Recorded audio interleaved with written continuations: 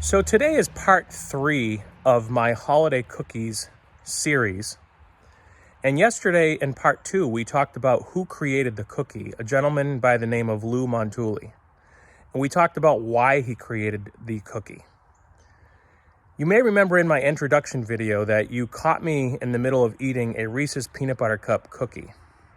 There's a little bit of significance to that I did not touch on in the second video when I was talking about Lou. But Lou, as an engineer at his university, software engineer, was in a situation where at the time there was the concept of hypertext, which is what started basically the ability to create content on the web. And it was mostly in text form only. There was not very many graphical anything available. And then there was a system called Gopher, which allowed multiple universities to connect to each other and retrieve information from each other. And he had this idea of taking the technology of Gopher and the technology of hypertext and combine them together. And he'll often be quoted in the industry in articles and publications as saying it was kind of like that peanut butter and chocolate moment. And so that was where my little reference to the Reese's Peanut Butter Cup cookie came from. But so let's talk about one of the two different types of web cookies that exist. Today we're going to talk about the first-party cookie.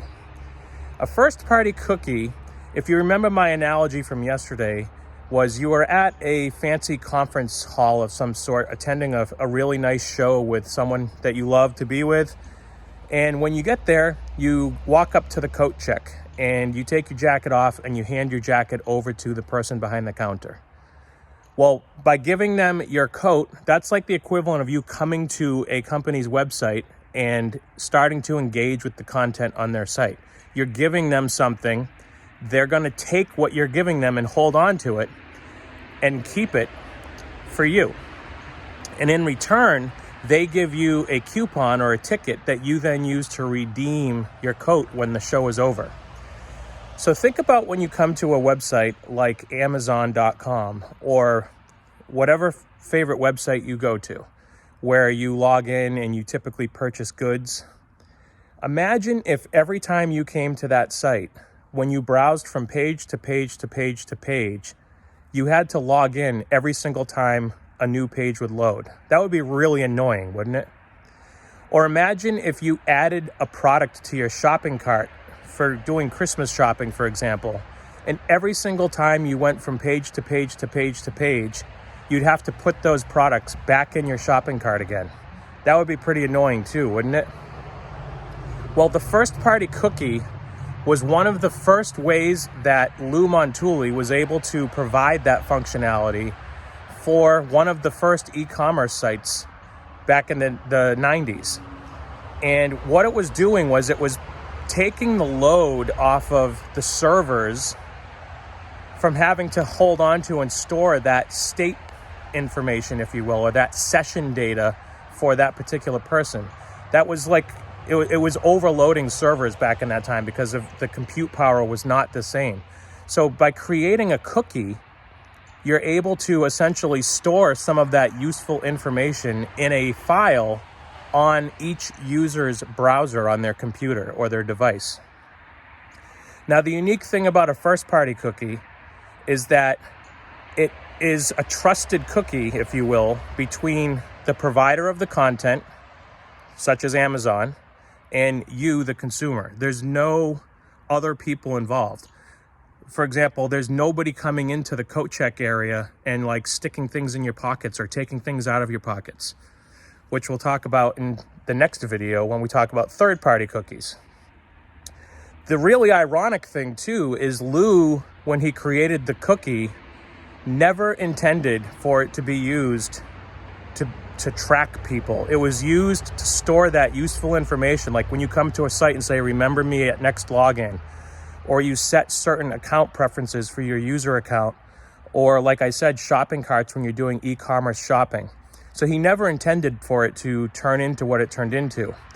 However, what happened was, I think it was in 95, I remember this very clearly, a company called DoubleClick started, and DoubleClick was an ad agency that would use banner ads across the top of websites to advertise other companies' products and goods. And the way that happened is their engineers figured out these cookies that Lou Montulli created could actually be exploited and used to create what's called cross-site tracking. So from one site to another to another. And that's where third-party cookies took off and where they became actually a topic of major privacy concern, which we'll talk a little bit about in my next video. And the last thing I'll leave you with today is, why is the word cookie what was used? And the really interesting tidbit about this, and I actually remember this back from early 2000 time frame, magic cookie is a terminology that has been around in the Unix operating system world for decades. And it's basically a mechanism by which messages can be sent between systems, back and forth between systems.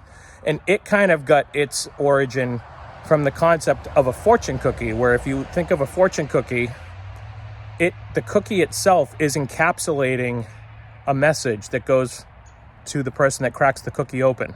So it's kind of a really cool history of where that word actually came from and where it got its origins from. So tomorrow we'll talk about third-party cookies, what they do and why they're helpful, but why they're also annoying and why they're probably going to be going away. Thank you.